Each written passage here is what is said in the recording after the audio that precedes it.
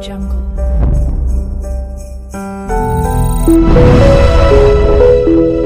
Audio Jungle.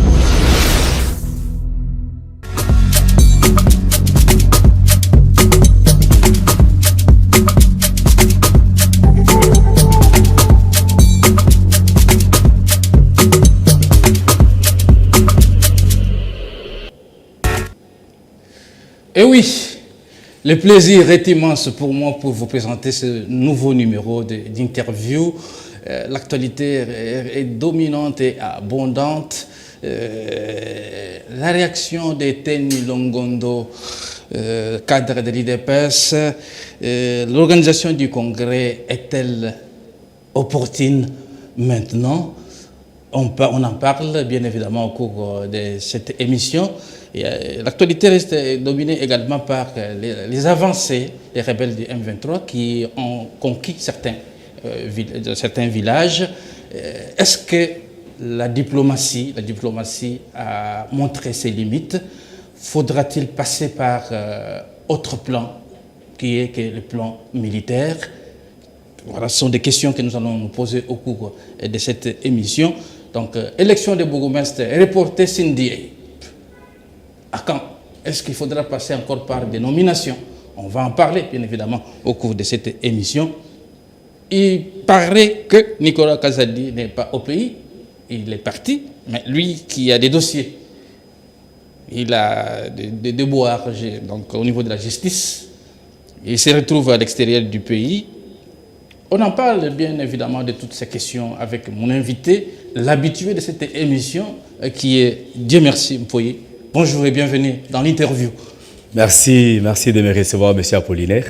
Bonjour à vous. Merci beaucoup. Je rappelle que vous êtes cadre de l'IDPS, donc sectionnaire IDPS Lemba, c'est ça?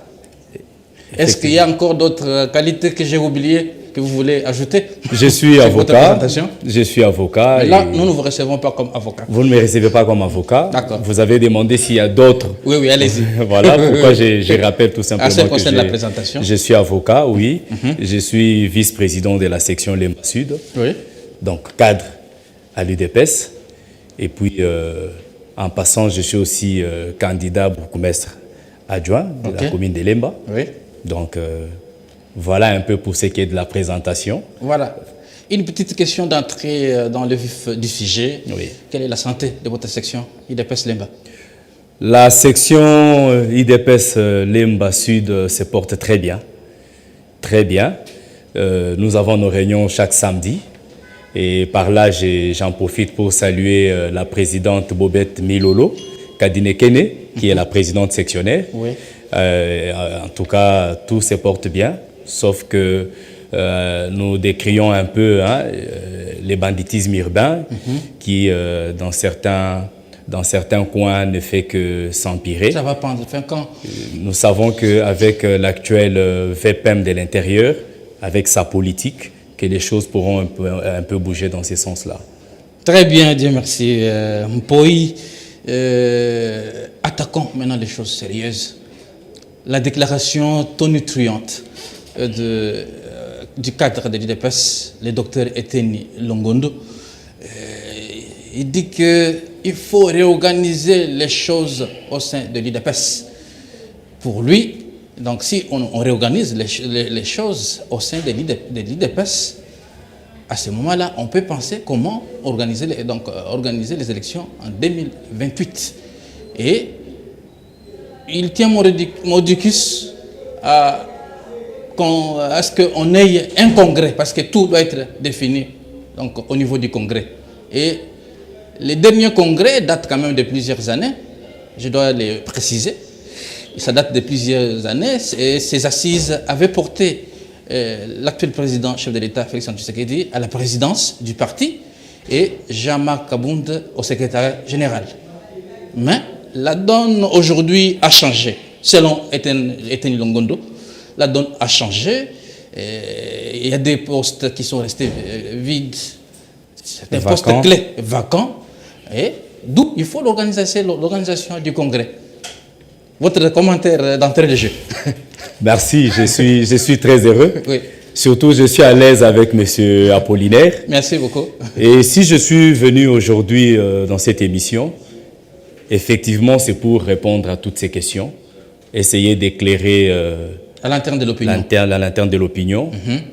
Premièrement, je veux commencer par dire que M. Teni Longondo est réellement cadre de l'UDPS. Oui. Les soucis de voir des choses s'améliorer ou ça changer, voir des choses changer dans une certaine direction, c'est tout à fait normal. C'est les soucis de tout combattant de l'UDPS, de voir des choses s'améliorer, de voir des choses changer, de voir les partis rayonner. Tout le monde, nous avons ces soucis-là. Mais le problème, c'est que lorsqu'il dit 2028, effectivement, la lutte de l'UDPS a été la conquête du pouvoir. Maintenant, nous devons nous battre pour la conservation du pouvoir. Comment est-ce qu'on peut se battre pour conserver le pouvoir? C'est en gérant correctement les institutions. Le ministre honoraire Teni Longondo a-t-il bonne réputation? A-t-il bien géré son ministère à l'époque où il fut ministre? Parce que quand on dit conserver le pouvoir, c'est d'abord bien gérer. A-t-il bien géré? Je pense qu'il est parmi les premiers cadres de l'IDPS, les premiers gestionnaires de l'IDPS qui ont visité la prison de Makala. Ce qui n'a pas été une bonne chose pour nous. La justice l'a blanchi. J'ai dit ceci.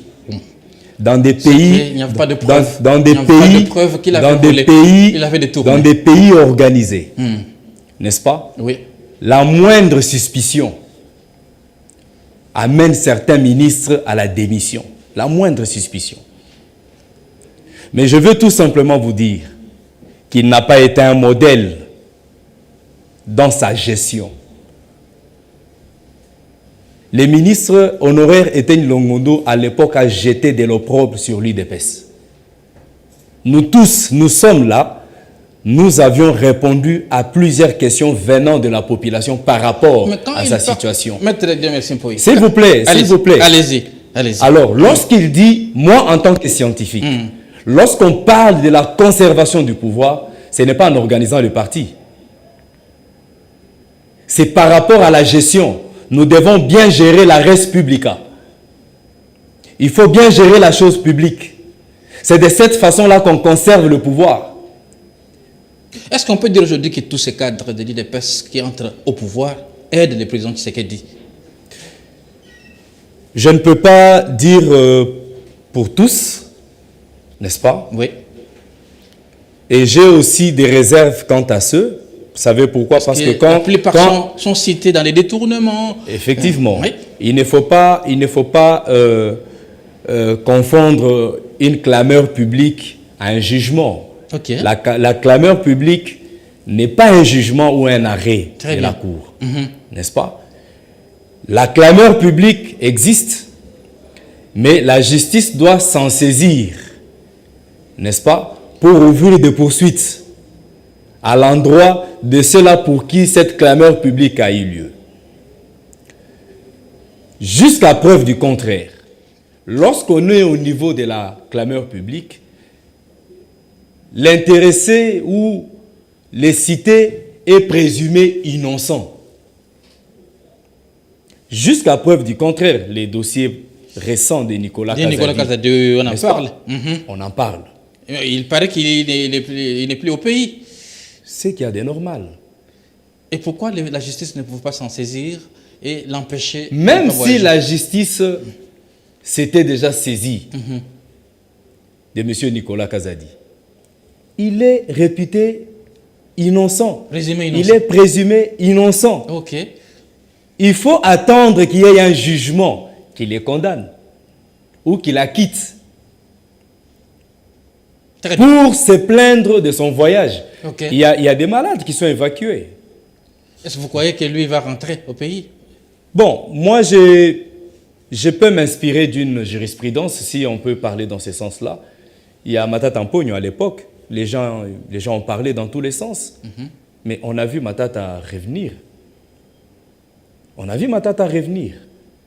Je ne m'aimerais pas ici en tant qu'intellectuel prêter des intentions aux gens. Si le ministre honoraire Nicolas Kazadi a son médecin en France et qu'il doit être consulté par son médecin, quoi de normal?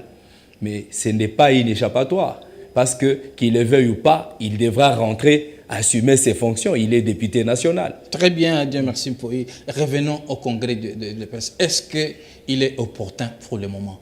Comme Eteni Longondo les réclame. Oh, et bec et ongle. J'aimerais d'abord dire une chose, c'est que les ministres honoraires étaient le cadre à l'UDPS. Et qu'à l'UDPS, tous les cadres ont les mêmes droits et les mêmes devoirs. Mais je crois bien qu'il a aussi le temps de lire les statuts de l'UDPS. Que disent les statuts de l'UDPS quant à ça? Ce n'est pas, les statuts de l'UDPS ne donnent pas ce pouvoir à Eteni Longondo. Mais un cadre peut réfléchir, il peut réfléchir. De convoquer le congrès extraordinaire. Ce n'est pas à lui de le faire. Il dit ceci, que ça fait longtemps que le congrès a été organisé. Ah, donc, et Ngandayala, il était dans la salle. Qu'est-ce qui s'est passé à Ngandayala? Des postes clés sont restés vacants. Il faut combler ces postes. Mais qu'est-ce qu'il est allé faire à Ngandayala? Qu'est-ce qui s'est passé là-bas? Répondez-y des questions. Mais c'était le congrès. Réponse à moi. C'était le congrès. C'est ce congrès qui a légitimé Augustin Kabouya. C'est ce congrès qui a présenté Félix Tshisekedi comme candidat à la présidence. Et pourquoi l'UDPS, on a peur du congrès? Qui a peur du congrès? À l'UDPS, on n'a pas peur du congrès. On doit réorganiser les choses. Mais c'est lui qui a le pouvoir de convoquer les congrès, qui doit convoquer les congrès. Ce n'est pas Eteni Longondo qui doit convoquer le congrès. L'article 19, je peux vous le lire. Lisez donc. Je peux vous lire la disposition cette émission est également pédagogique. De l'article 19 à son alinéa 2, je crois bien. Oui, que disent les statuts? Article 19. Qui doit convoquer le congrès? Je vais vous lire. Prenez votre mal en patience. Ouais. L'émission est l'article 19. Allez-y. Les congrès se réunit en session ordinaire sur convocation de la présidente du parti tous les 5 ans. Tous les 5 ans. J'ai dit bien tous les 5 ans. Oui. Vous comprenez pourquoi j'insiste? Tous les 5 ans. Tous les 5 ans. Le premier lundi du mois de décembre. Nous sommes au mois de juillet. Le congrès se réunit à Kinshasa ou en cas de force majeure, en tout autre lieu, sur décision du président du parti. Pour l'instant, qui engage les partis au sein de l'UDPS? Parce que les chefs de l'État... La présidence du parti est représentée par le secrétaire général Augustin Kabouya. Ok. Vous avez compris? Allez-y. Le congrès est convoqué en session extraordinaire sur un ordre du jour précis à l'initiative du président du parti, de la convention démocratique du parti ou à la demande d'un tiers de fédération. Nous avons 4 fédérations. S'il y a 3 fédérations qui demandent le congrès, on accorde. Ok. S'il y a 3 fédérations, nous avons Lukunga, Tchangu, Moamba et Funa. Donc s'il y a 3 fédérations qui se réunissent et qui disent non, nous voulons demander qu'il y ait un congrès pour exploiter telle matière et telle matière, cela sera accordé. Mais nulle part on a parlé d'un cadre du parti.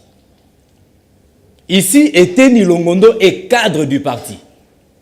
Donc, il n'a pas qualité de convoquer le congrès. Ok. Mais pourquoi on ne peut pas saisir la balle au bon pour réorganiser les choses au sein du parti? Parce que les postes sont restés vacants. Je reviens sur cette question parce que les téléspectateurs m'ont demandé de vous poser cette question. Il y a des postes clés qui sont restés vides. À quand les combler? Monsieur le journaliste, il y a 3 caractéristiques qui doivent se retrouver chez un combattant. Qu'on doit retrouver chez un combattant. Quelles sont ces caractéristiques? Le respect des textes, le respect de la hiérarchie, et la discipline.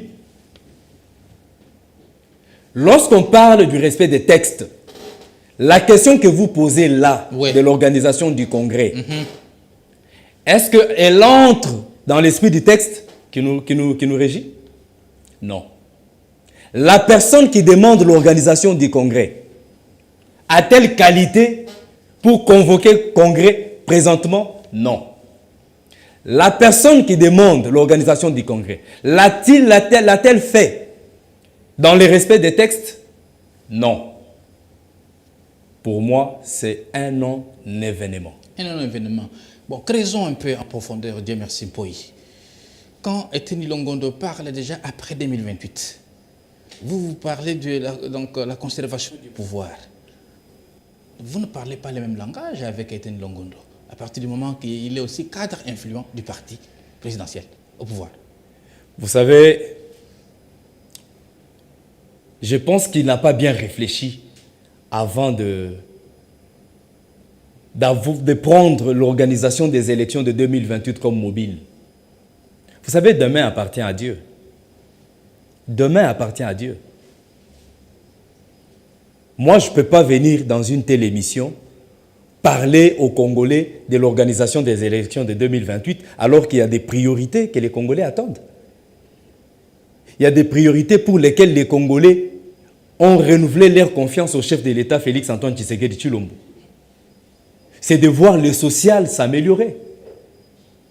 Ce n'est pas de parler aux Congolais des élections de 2028. En réalité, c'est une question qui peut même soulever les Congolais. Au moment où les Congolais attendent de voir la vie s'améliorer, vous amenez la question des élections de 2028 sur les plateaux. Ça ne se conçoit pas. Non, il faut être en dehors du Congo pour réfléchir de cette façon. Selon lui, il voit déjà que c'est le dernier mandat du chef de l'État. Moi, je pense que c'est lui qui combat le chef de l'État.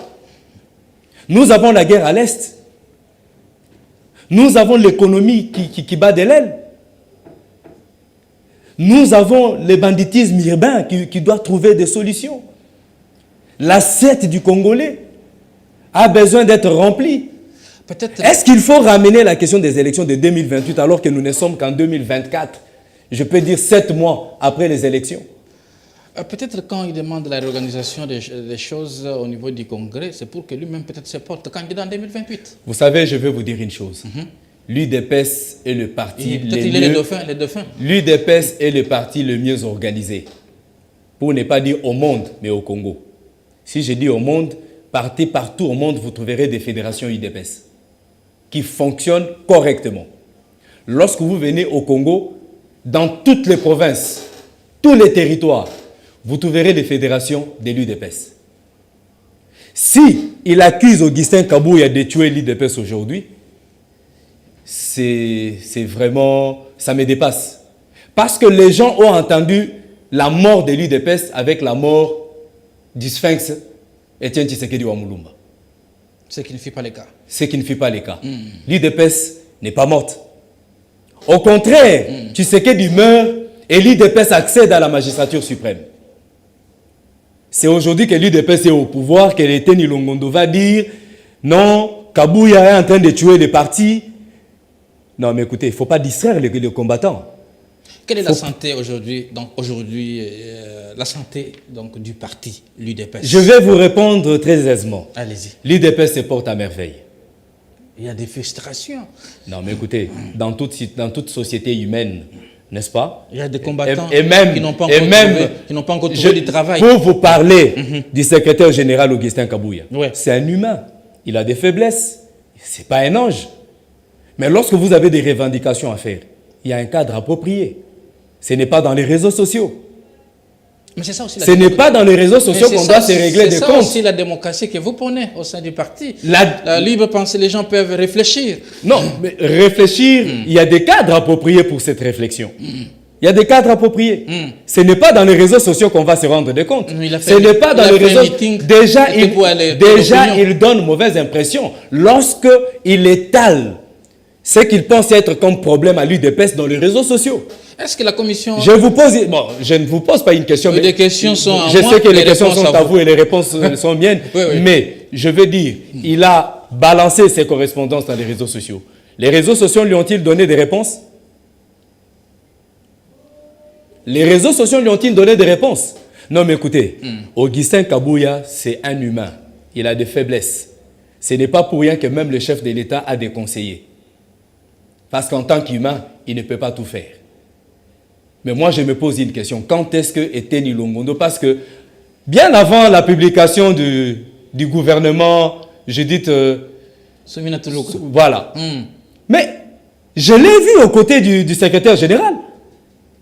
En train de... Ils étaient vraiment souriants et puis... donc il attendait un ministère. Et comme le ministère ne lui a pas été accordé, demain il est frustré et il commence à combattre Augustin Kabouya. On ne doit pas distraire les combattants, nous restons focus. Et nous soutenons, moi personnellement je vous l'ai dit, et notre section et la présidente Bobette Milolo, et notre président fédéral Mathieu Kassanan Kachama, nous soutenons notre secrétaire général. C'est lui qui gère les partis au quotidien.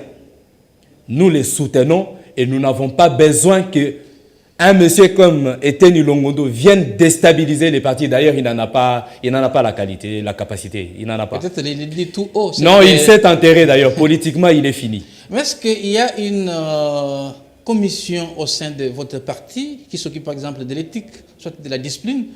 Est-ce qu'on va s'attendre à des sanctions prochainement à infliger à Eteni Longondo? Il y a déjà une jurisprudence, je vous rappelle. Kabounda est où? Kabounda a été radié du parti. Lorsqu'il a marché contre les textes du parti, il a été radié. Très bien, Dieu merci Poyi. Donc nous bouclons la boucle avec ces premiers sujets. Je crois nous aurons encore d'autres émissions dans un autre cadre plus élaboré que celui-ci, pour creuser encore davantage. Donc, ce qui concerne les volte-face. Merci. On reste toujours ouvert pour répondre à toutes les questions et préoccupations. Le deuxième point, c'est les avancées des rebelles du M23. La situation sécuritaire au niveau de l'Est du pays reste préoccupante. Ne voyez-vous pas que la diplomatie a montré ses limites? Il fallait passer à un autre plan qui est par exemple le plan militaire. Monsieur le journaliste, à chaque fois que je parle de la guerre dans l'Est, parce qu'il faut essayer d'apporter une correction, parce que souvent nous disons à l'Est de la République démocratique du Congo. Non, on doit apporter un correctif. C'est dans l'Est de la République démocratique du Congo. Très bien. Je l'ai toujours fait avec beaucoup de douleur, parce que c'est une guerre qui a fait beaucoup de morts. Mais ici, c'est une occasion pour moi d'encourager, de féliciter encore le chef de l'État, d'avancer dans cette lancée-là, qui est de la diplomatie. Parce que ce que les gens ignorent, c'est que la diplomatie, c'est une guerre. Ça, c'est une notion que beaucoup de Congolais ignorent. Mais on utilise la diplomatie, il y a des déplacés massifs. Je vous rappelle une chose. Il y a des tueries. Rappelez-vous, à une certaine époque, le premier ministre honoraire, je vais dire, comment il s'appelle? Celui de Palou. Mayobo. Non. L'ancien premier ministre du Palou, qui a dit qu'on devait annexer le Rwanda, Adolphe Muzito. Voilà, merci. Adolphe Muzito a dit, à une certaine époque, qu'il fallait annexer le Rwanda à la RDC. Rappelez-vous des propos tenus par Kagame. Il a dit que les Congolais devaient d'abord se regarder dans un miroir avant de faire ce genre de déclarations. En d'autres termes, il voulait dire, vous êtes tellement faible, incapable, que vous ne pouvez même pas oser, n'est-ce pas, m'attaquer. Donc avant de m'attaquer, regardez-vous d'abord vous-même, regardez vos faiblesses, regardez comment vous êtes infiltré. Donc ça disait beaucoup. Mais il n'y a pas longtemps, on a vu le président Kagame citer ses complices pour dire que non, je ne suis pas seul. Moi, c'est juste un passage. Ça va à Tel Aviv, ça va en France, ça va à Londres, ça va... Il a cité ses complices. Ok. Mais avant, ce n'était pas le cas. Aujourd'hui, le monde entier doit Kagame, pointe Kagame du doigt pour dire c'est lui qui agresse la République démocratique du Congo. À la question lui posée sur France 24, sur la présence, s'il vous plaît, on arrive parce que vous parlez des avancées. Là, je vous parle en termes d'avancées. Allez-y. N'est-ce pas? Lorsque la question lui est posée sur la présence des militaires rwandais dans l'Est, vous avez vu comment le président Kagame a balbutié, il n'a jamais répondu à cette question. C'est pour vous dire quoi? Que le travail est fait en amont et en aval par le président Félix Antoine Tshisekedi Tshilombo. Sur le plan diplomatique, aujourd'hui, il y a les gels, n'est-ce pas, de 20 millions d'euros que l'Europe a toujours donné au Rwanda pour son armée, son arsenal militaire, tout ça et consort. Aujourd'hui, les 20 millions, vous avez l'information. C'est tout simplement une façon de vous dire la diplomatie a réussi, pour ne pas dire à 100%, n'est-ce pas, à 90%. Très bien. C'est une réussite. C'est une réussite donc, au niveau de la diplomatie. Mais on nous dit que notre armée est montée en puissance. Ouais. À quand nous allons mettre en marche le plan militaire pour faire la contre-offensive? Vous savez, je ne suis pas expert militaire, oui. Mais tout ce que je sais, c'est qu'on sait quand la guerre commence, mais on ne sait pas quand elle se termine. Il faut d'abord dénicher qui est derrière le Rwanda, parce que nous le savons tous, que le Rwanda n'agit pas seul. Qui sont ses complices? Et vous savez, le Rwanda nous a beaucoup provoqué. Toutes les bombes qui tombent à l'Est, qui tombent dans l'Est de la République, ce sont des provocations pour nous amener à déclencher la guerre. Et pourquoi? Parce qu'en fait, lorsqu'on aura déclenché la guerre, avec leurs complices, ils auront la facilité d'occuper des territoires, n'est-ce pas, et d'exploiter les minéraux. C'est ça. Mais nous ne voulons pas tomber dans le piège du Rwanda. Nous allons mettre le Rwanda hors d'état de nuire. Nous allons mettre Kagame hors d'état de nuire. Nous allons pacifier l'Est de la République démocratique du Congo. Rappelez-vous qu'à l'époque, avec les CNDP, ils sont entrés à Goma. Oui. Les M23 sont entrés à Goma. Mais depuis l'accession du président Félix, est-ce que les M23 réussit à atteindre Goma? Jusqu'aujourd'hui. Ils n'ont jamais réussi à atteindre Goma. Et ils n'entreront jamais à Goma. Nous le disons. Parce que notre armée est en train de faire ses preuves. Notre armée est en train de monter en puissance. Aujourd'hui, là, avec les classements, je crois que nous sommes soit 8e en Afrique. Très bien. Mais regardez, sur la liste, vous ne verrez jamais le Rwanda. Cependant, les représentants de l'ONU vous ont dit les M23 ont des armes sophistiquées, plus que les armes de l'ONU. Vous comprenez un peu ça? Vous comprenez à quel niveau la situation de l'Est peut se résumer? Ou pouvait se résumer à l'époque? Est-ce qu'un jour, cette situation peut prendre fin? La situation prendra fin, ça je vous rassure. Très bien. Avec Tshisekedi, Tshilombo Félix, cette guerre prendra fin. Très bien, cette guerre prendra fin. Dieu merci Mpoyi. Nous tendons lentement et sûrement à la fin de cet entretien. Abordons la question relative au report des élections de bourgmestre. Qu'est-ce qu'il y a eu? En fait, tous, on a eu cette information. Vous êtes même candidat? Oui, je suis candidat bourgmestre adjoint à Lemba. Ok. En fait, on a tous eu cette information. On a suivi l'information sur Top Congo. Oui. La CENI a dit qu'il n'y avait pas de moyens, il n'y avait pas d'argent pour organiser ces élections. Et que, bon... Et tous les 5 000 $ que les candidats ont donnés, les élections étaient renvoyées... Les nationaux ont donné, ça n'a rien servi. S'inédié. Bon, jusque-là, on ne sait pas, les problèmes se situent vraiment à quel niveau, au niveau du gouvernement. Est-ce que le gouvernement a des moyens suffisants pour financer ces élections ou pas? Est-ce qu'on passera à la nomination? On ne sait pas. Mais en fait, nous attendons les réponses venant du gouvernement. Il y a même les conseillers municipaux jusque-là qui n'ont pas de fait d'installation. Vous savez, à l'époque, les présidents de la République... Un sit-in devant le Parlement. Oui, évidemment.